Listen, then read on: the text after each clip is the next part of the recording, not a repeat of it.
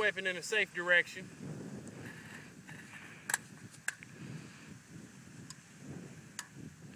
Then you just charge it. We're using these Top Flight XL Straight golf balls. You find them at your local store that sells golf balls. Insert a golf ball in. Switch it to the fire position.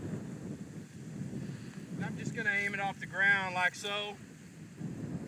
And we'll see what happens. And supposedly these things are going to go a long ways. So here we go.